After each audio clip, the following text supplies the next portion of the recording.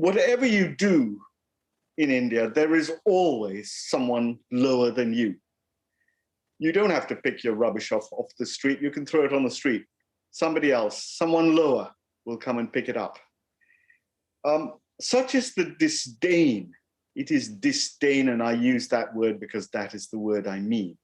Historic disdain, hidden in this thing we called caste. What is caste?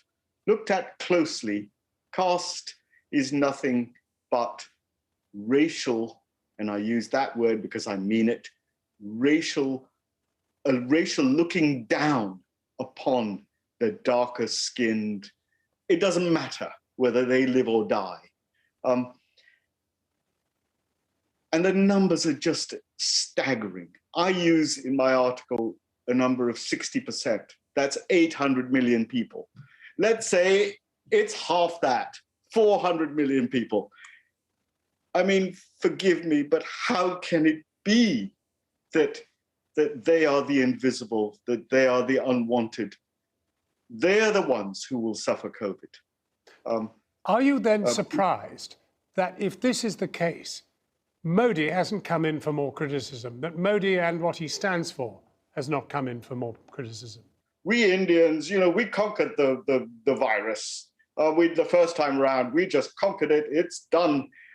We sent hundreds of millions of people back to their villages, and it all passed well. Hundreds of millions of people on the road in India for weeks and weeks and weeks with no food, no money, no water, no possibility. Thousands and hundreds of thousands died on the road. And now, India hasn't ordered its COVID whatever vaccines until the day before yesterday.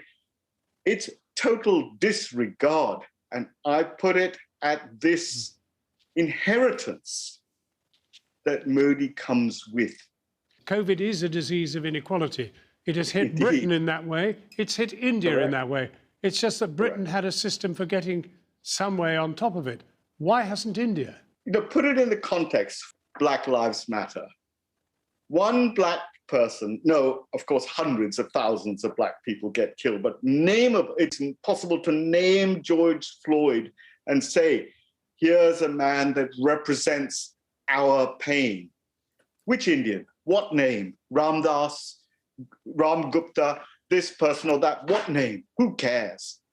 Hundreds of millions, and they just go nameless, voiceless, faceless, endless. And it's Indians who do it to other Indians.